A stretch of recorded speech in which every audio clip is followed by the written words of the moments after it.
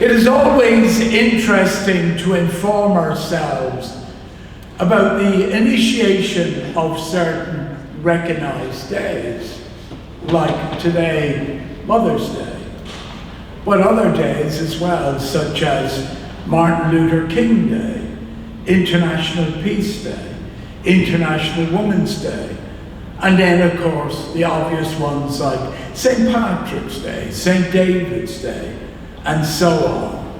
And we don't necessarily, within our church, or many churches, celebrate all of them religiously, but we do like to be reminded occasionally and mark days when we can. Usually, it's an act of remembering. But then are the obvious ones related to the Christian church. Easter, harvest, and Christmas are all a permanent feature of any Christian church like ourselves and are part of our Christian calendar. And now, of course, to the greater extent, Mother's Day has become a recognizable event in my imagination, to the overwhelming majority of churches, and of course, secular institutions as well. The first Mother's Day was established by Anna Jarvis, and she organized the first Mother's Day service of worship and celebration at St. Andrew's Methodist Episcopal Church in Grafton, West Virginia. And this became known, particularly throughout America, as Mother's Day, and then eventually came, as most things do, across the Atlantic and come to Europe. But however, it should also be remembered there were many such celebrations throughout the world, and particularly throughout Europe, and specifically Greece, all of a traditional nature. In Greece, it was linked to the Greek Orthodox Church.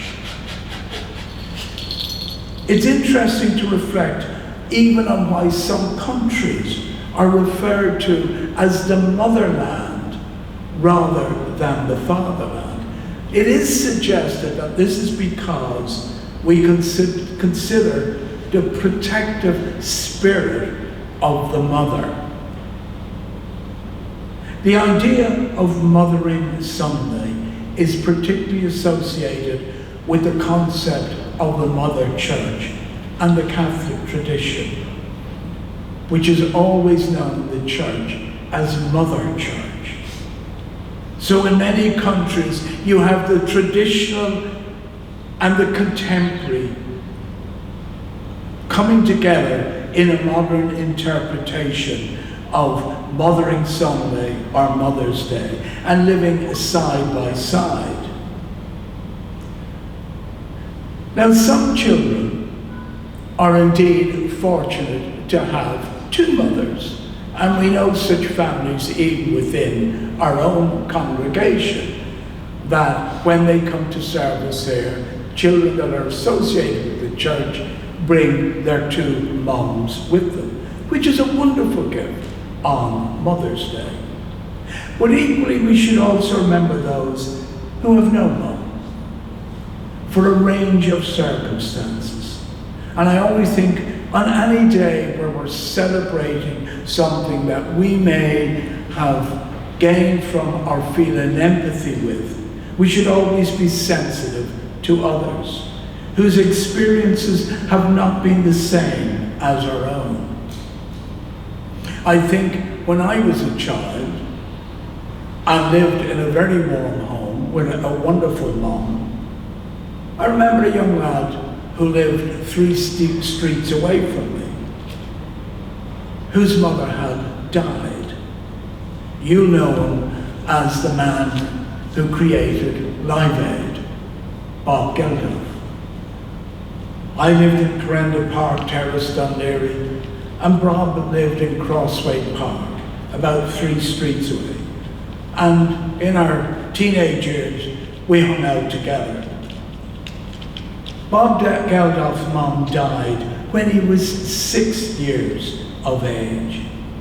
And he often spoke about the loss and how it affected him. He said it made him rebellious, but it also may have led him to decide even on the Live Aid project, which raised millions of money for Africa. He felt the loss of his mom at such an early age created within him a sensitivity to suffering. And that was because of the loss of his mom, but a sensitivity that he never lost. I remember in his book, Is That It?, he described himself going to school. Now, Bob, when he went to school, his hair was sticking outside his little cap. He went to a school called Black Rock College. His braces always seemed to be hanging down rather than being up on his shoulders. And Bob said, I had no mum, that's the best I could do. And even in his teenage years, when he'd call over to my house, he wasn't the most tidiest dressed person you'd ever see. And my mother used to say, I'm not comfortable with that chap calling around here. He'll come to no good. He's now Sir Bob. But you could see how he had struggled with this throughout his life with the loss of his mum. And we all need to be sensitive that there are people, maybe even in our midst, who have lost a parent at a very young age and may not have enjoyed the benefit that the rest of us did. Patrick Kavanagh, the Irish poet, wrote in his poem about his mother, where he recalled the loving memory of his mother. And he wrote these lines: on a fair day by accident, after the bargains are all made and we can walk together through the shops and stalls and markets, free in the original streets of thought. Kavanagh is reminiscing about the joy as a child when you went shopping with your mum. Do you remember that? When your mum took you shopping and you felt so grown up that you were going shopping with your mother, or even better still, I remember my mother giving me a shopping list and putting money in my hand, wow, to send me down to the shop to get 3 or 4 items. And she prayed and prayed that I'd come back with the right items. I will say no more about that. So, Kavanagh is teaching us another thing. How we remember and what lens we have and what we see through and how we remember are important. And as I said, we should not assume it's the same for all of us. But if we remember with a joyful memory, then that should inform us to treasure what we have today in the way of family or any other connection with friendship, parents that exists in our life today. If you remember with great affection and warmth, try and hold that for what you have this very, very day. I said last week that everything my mother said turned out to be true, and I really should have started listening at a much younger age. By that I mean is the simple common sense that she stated. My mother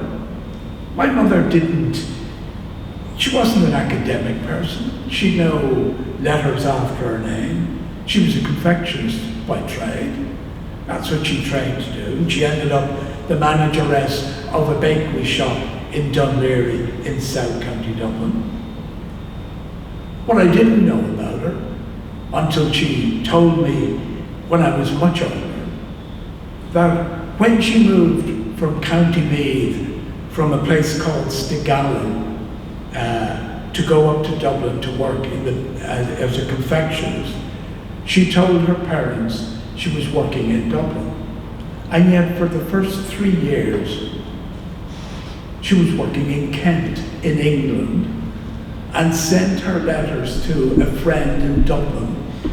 And her friend in Dublin used to post our letters to our mum and dad in County Meath, because there was no way my mother was going to let my grandfather know that she was working in Kent, in England.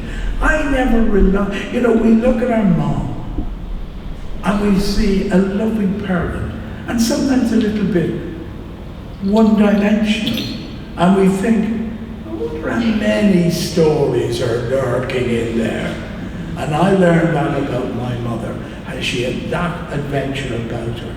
But then she passed on to me, or tried, a common sense approach to life. And in most cases, we did listen to her. And we also should remember that family can be shaped in so many ways. It is what you design it to be, not others. What you design your own family to be.